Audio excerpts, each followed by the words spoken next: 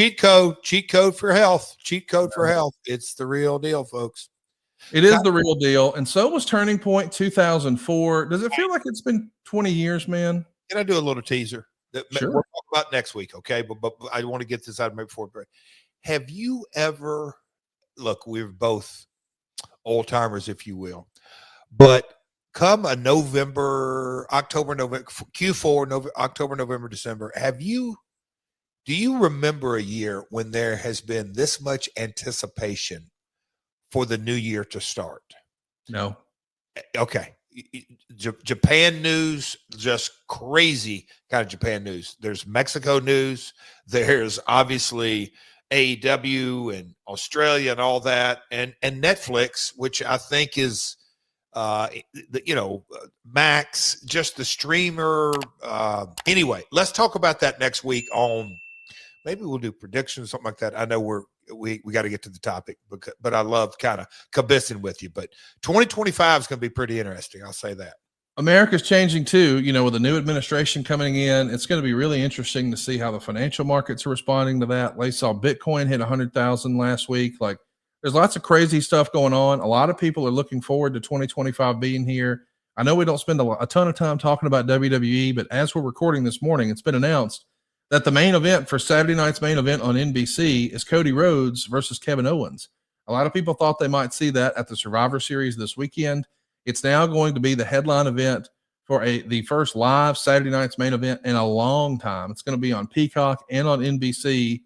2025 is going to be big for the wrestling business. When is the first Saturday night main event? December 14th. That's what I thought, before 2025. Yeah, that's their first one. Wow. Yeah, that's what I'm saying. There's the Max conversation internally, AEW, not just internally, just we are fully entered into, you think about the territory days, and that's the local network TV or U channel, even the off channel, then cable television, then the golden age. Then we just kind of barely got into the streaming world and the WWE network. Connie, January, Max and Netflix will have live wrestling full time. Isn't that crazy? I was telling my wife that, she's obviously not a wrestling fan. And we love HBO Max. And I know people send me tweets. It's not called HBO Max anymore. I know, motherfucker. It ain't called Twitter either. All right. I'm just going to call it what I call it. It's stupid for you to send me that. But I said to her, how wild is it going to be? We're going to log in this in a couple of weeks and it's going to have AEW listed. Like, that to me is just startling, kind of. Yeah. You know what I mean? Yep. I'm excited to see what streaming and wrestling has in store. And there's, by the way, a lot of really fun stuff happening. I mean, I know we don't talk about MLW a lot here on the show, but Eric Bischoff is doing a thing right here at the end of the year. It's going to be a lot of fun, man. Next week, we don't have time for today, but before we get into the topic next week, what to do is we ought to just kind of chat about not the state of wrestling, but just what's on the horizon. Like I said, the Japan story, the MLW story, AEW story, the Netflix story. It's good old wrestling business, Connie, good old wrestling business. And when the Rizzler gets the kind of pop that he gets, says it all. It's the state of the industry. Oh, we want the Rizzler. I mean, listen, here's my plea. I know there's a lot of people who hated the idea that it wasn't just wall-to-wall wrestling and wall-to-wall matches. I understand. But I think the highest and best use, and I hope that Tony Khan is listening, you got to sign those boys up to help with social media. Like, that's what they do better than anything else, is they court attention. And I'm not saying replace Jeff Jones or any of the people who work behind the scenes. I'm saying, can you imagine a scenario where there's just moments or matches or situations or buildings or angles or characters, and those guys are giving them the boom or the doom and having a little fun? Their 60-second pre-tape last week on Dynamite got over 11 million impressions on Twitter alone, not counting all the other platforms. To just turn a blind eye to that level of publicity is a little crazy. I hope that we see more of them. And I know that there's a whole bunch of AEW diehards who think, I don't want them to be wrestling matches. They don't have to wrestle matches to be affiliated with the AEW program and be a contributor and bring a whole lot of value. I'm standing on business when I say to you in a loud and clear voice, Big Boom AJ is the best ROI in the history of AEW besides Jeff Jarrett. I really do believe that. Connie, a building worker at the Prudential Center I saw him last time. I've seen him because 2 years ago is where we debuted there. I've seen the gentleman there a couple of times. And in the tri-state area, he came up and he rolled his eyes because he's thinking he's going to lean into, oh, Jeff is probably not a fan of all this stuff. I don't know what he was thinking, because I'm thinking Beetlejuice and Chuck Norris and fill in the blank, a bunch of them. But anyway, as he's kind of talking about, he called it nonsense, which I chuckled at. And he says, back in the territory days, y'all didn't have, and I said, whoa, let me just tell you one word, one name, and see what you think. He just looked at me and I said, Andy Kaufman. Yeah, of course. He goes, oh. I said, are you kidding me, dude? Hey, let me just ask you, Jeff, what's the biggest event in wrestling each year? With all due respect to AEW, New Japan, and TNA, what's the single biggest seminal event in wrestling each year? Mania. And who was on the poster for the very first one? Can you remind us? On the very first one? The very first WrestleMania, before we started numbering them, when it was just plain old WrestleMania.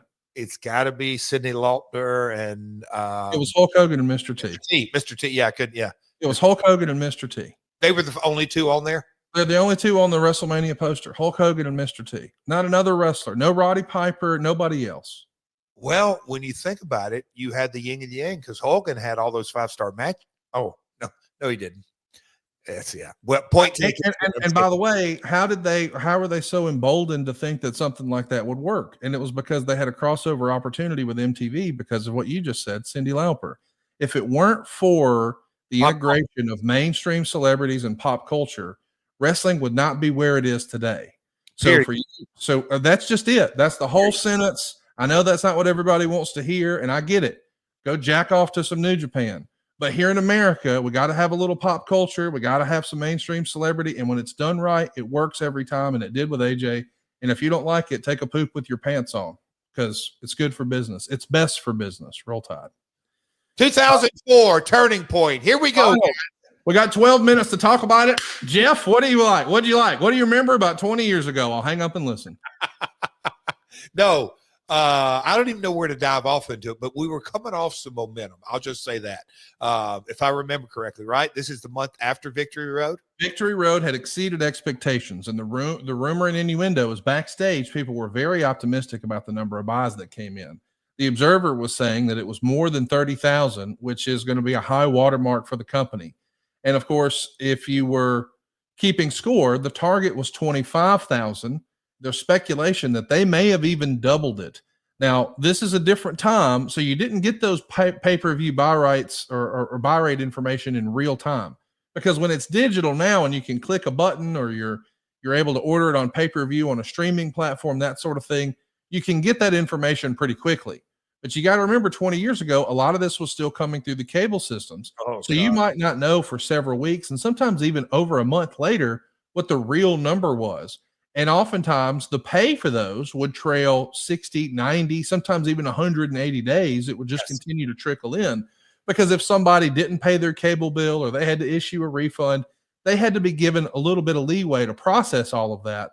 But coming out of that show, as you're getting ready for your next pay-per-view, which is our topic today, Turning Point 04, there's a lot of optimism in TNA based on that first 3-hour show. Right, Jeff? Yes. And as I looked at the research and read it, and look, again, there's a lot of blessings to do in my world, and me and you chatting and having a bunch of nonsense. But I think it's also, in business, they call them postmortems. I'm doing a postmortem on so many things about, yes, my career, but also the business as well. Because when I look back on all of it, we've had that, man, Jeff, your ratings, you were doing 1.4, 1.5. You broke 2 million for 3/4 hours. The whole show did 1.8 million or above. And so the amount of people watching our show, and the demos are good. And man, Jeff, you just guys didn't convert on pay-per-view. And they're right. What was our master? Was it to go for ratings and sacrifice pay-per-views? Because you knew just all the conversations, especially if you're a regular listener, you will kind of know all the deep dive on that. But you just touched on, as I read the research this morning, and looking at, oh man, the optimism, it goes back to the norm on the cable systems to get kind of a ballpark number in reality was 120 days. But if we wanted to get a snapshot, we had to have individual reporting markets. So we had to know the reps, and I kind of went through the list. Wichita was a rep, San Diego was a rep, Knoxville was a rep, Conrad. We developed these, and Frank Romano helped with relationships, the individual cable systems. And when you break that down, let's call it the Knoxville rep or the San Diego rep or whatever market, a lot of times if you're in a area, then let's say Wichita, half the city of Wichita may be on one cable system. The other half was on another cable system. So you're getting, again, a smaller sample, and just that was difficult. But our friends at DirecTV, because they were, and I don't want to call it digital, but their number was more accurate earlier, within 24, 48, 72 hours. They could kind of give you something, but all signs on Victory Road, to a little refresher, we did the weekly pay-per-views for a little over 2 years, not quite 2.5 years, but we transitioned, and our first monthly pay-per-view was Victory Road, and all signs were that it was very, very successful. And the thing that kind of, I'll say from the Dallas perspective, was they looked at the specific, okay, we did this number, but the ability to have a studio and know that those were fixed costs, if you will, it put a good marker in the ground that we were heading in the right direction. And this is pre-Spike TV.